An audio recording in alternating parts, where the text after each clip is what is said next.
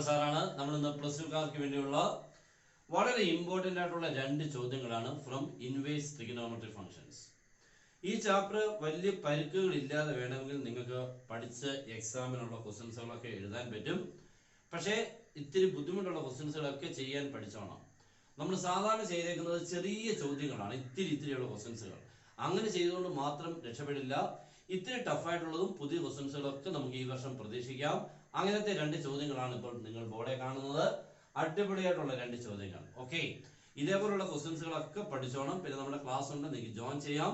1 ഇയറിന് ഇത്രയും മാത്രം. ഓക്കെ, എല്ലാ കാര്യങ്ങളും നിങ്ങൾക്ക് ഇതിനുള്ളിൽ കിട്ടും. ഓക്കെ, മാത്സിനെ പിന്നെ പേടിക്കേണ്ട ആവശ്യമില്ല. ഫുൾ മാർക്ക് വിത്ത് എല്ലാ കാര്യങ്ങളും മനസ്സിലാക്കിക്കൊണ്ട് ടഫായിട്ടുള്ള ചാപ്റ്റേഴ്സിനെയൊക്കെ സിമ്പിൾ ആക്കി ക്ലാസ്സുകളും നോട്ട്സുകളും എല്ലാം തന്നുള്ള ക്ലാസ്സുകളാണ്. മീൻസ് ആൻഡ് ഇക്വേഷൻ ബുക്കിലെറ്റ്സും തരും. മീൻസ് ഫുൾ ഫോർമുലാസ് ഉള്ളത്. ലാസ്റ്റിൽ ഒരു ക്വസ്റ്റ്യൻ പാക്കേജും തരും. ഓക്കെ, അത് മതി പൂർണ്ണമാകാൻ. ഫുൾ മാർക്ക് ഉറപ്പിക്കാം. ഓക്കെ, അപ്പം അതിന് ജോയിൻ ചെയ്യാം. നമ്മുടെ താഴെ തന്നിരിക്കുന്ന നമ്പറിൽ നിങ്ങൾ കോൺടാക്ട് ചെയ്താൽ മതി. അപ്പോൾ നമുക്ക് ക്വസ്റ്റ്യനോട് കയറാം.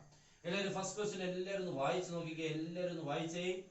Value of sine of 2 sign inverse 0.8.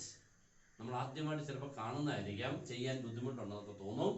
ഇവരെയൊക്കെ വേണം നമ്മൾ പഠിച്ചെടുക്കാൻ. ഓക്കെ, അപ്പൊ നമുക്ക് പതുക്കെ തുടങ്ങാം. വളരെ സ്ലോയിൽ, വളരെ ഇമ്പോർട്ടൻറ്റ് ക്വസ്റ്റൻ ആണ് കേട്ടോ.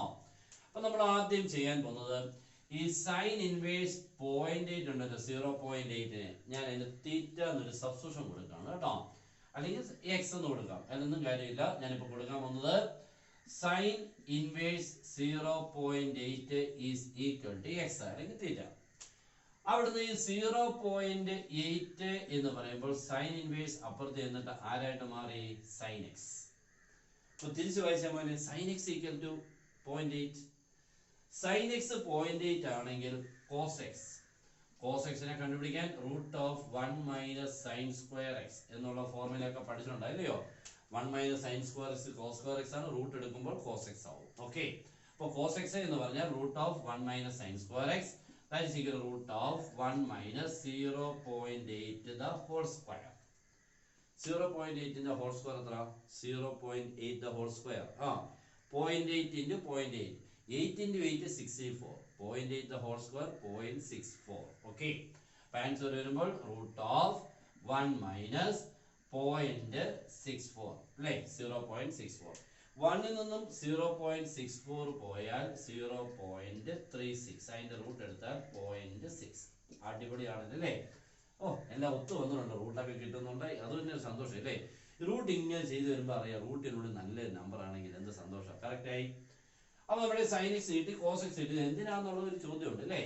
ഓക്കെ, അപ്പൊ നമ്മുടെ ഈ ക്വസ്റ്റിനെ ഞാൻ അങ്ങോട്ട് നെക്സ്റ്റ് ഒന്ന് എഴുതാൻ പോവാണ്. That can be sine of 2 ഇട്ടു. ഈ സൈൻ ഇൻവേഴ്സ് 0.8 ആരായിരുന്നു? സൈൻ ഇൻവേഴ്സ് 0.8 ആരായിരുന്നു? നമ്മുടെ എക്സ് അല്ലായിരുന്നു. ഓക്കെ, അപ്പൊ സൈൻ ഓഫ് 2 ഇട്ട ശേഷം ഇത്രയും പകരം നമ്മൾ ആരെന്ന് എഴുതണം മോനെ? എക്സ്. ഇതിപ്പോ നമ്മൾ പ്ലസ് 1 പഠിച്ചാണല്ലോ sine 2x, sine 2 theta, sine 2a, sine 2x, 2 sine x cos x. അത് തന്നെ. ഓക്കെ, ആൻസർ വരുമ്പോൾ 2 സൈൻ എക്സ് ഇൻറ്റു ആരെന്നായി? കോസ് എക്സ് എന്നായി അല്ലേ? സൈൻ 2x എന്ന് പറഞ്ഞാൽ 2 sine x cos x. Sine 2 theta 2 sine theta cos theta, sine 2a 2 sine A cos x. എല്ലാം okay അല്ലേ? അപ്പൊ sine 2 sine x cos x that is equal to 2 into what is sine x? ഇവിടെ ഉണ്ടായിരുന്നല്ലോ sign X. ഇതെന്താ നടക്കുന്നു? Sign X എത്ര മതി? Sign x 0.8 ഇല്ലേ? കോസ് എക്സ് ഇപ്പൊ കിട്ടി മോനെ. കോസ് എക്സിന്റെ വാല്യൂ എത്ര മോനെ? 0.6. ഓക്കെ, അപ്പൊ 2 ഇൻറ്റു 0.8 ഇൻറ്റു 0.6. ആദ്യം നമ്മൾ ചെയ്യേണ്ടത് ഇവരെ തമ്മിൽ അങ്ങോട്ട് ഇൻ്റെയാണ്. 2 അവിടെ ഇട്ടേരെ. 8 into 6 എത്ര മോനെ? 48. 2 ഡിറ്റ് മാറ്റി ഇടുമ്പോൾ 0.48. 2 into 0.48 എന്ന് പറഞ്ഞാൽ 0.96. ഓക്കെ, അപ്പൊ ഫൈനൽ ആൻസർ ആരെ കിട്ടി? 0.96. എന്താ ചെയ്യാൻ പറ്റത്തില്ലായിരുന്നു? ചെയ്യാൻ പറ്റുമായിരുന്നു, പക്ഷെ എങ്ങനെയാണെന്നുള്ളതിനെ കുറിച്ച് ഉള്ളായിരുന്നു. ഇപ്പൊ ക്ലിയർ ആണല്ലോ, അടിപൊളിയാണല്ലോ.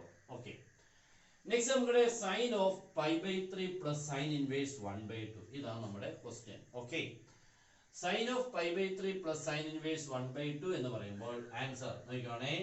That is sine of π/3 sine inverse 1/2. എവിടെയോ കേട്ടിട്ടുണ്ടല്ലോ സൈൻ ഇൻവേഴ്സ് 1/2. സൈൻ്റെ ഏത് ഡിഗ്രിക്കാ വേണം? 1/2. 30 ഡിഗ്രി. 30 ഡിഗ്രി. ഓക്കെ, അപ്പൊ അതിന് ഞാൻ π/6 എന്നങ്ങ് എഴുതാണ് കേട്ടോ. 30 ഡിഗ്രി കേട്ടോ, 30 ഡിഗ്രി എന്ന് എഴുതാം. എന്തായാലും നമുക്ക് ഇപ്പൊ പ്ലസ് ടു ഒക്കെ ആയല്ലോ, 30 എന്നൊക്കെ ഉള്ളത് മാറ്റി റേഡിയനായി 5/6 ചെയ്ത് പഠിക്കണം. എല്ലാവർക്കും ഡിഗ്രി എഴുതുന്നതാണ് ഇഷ്ടം, എളുപ്പം മനസ്സിലാവും. പക്ഷേ ഡിഗ്രിയുടെ ഒക്കെ കാലം കഴിഞ്ഞു.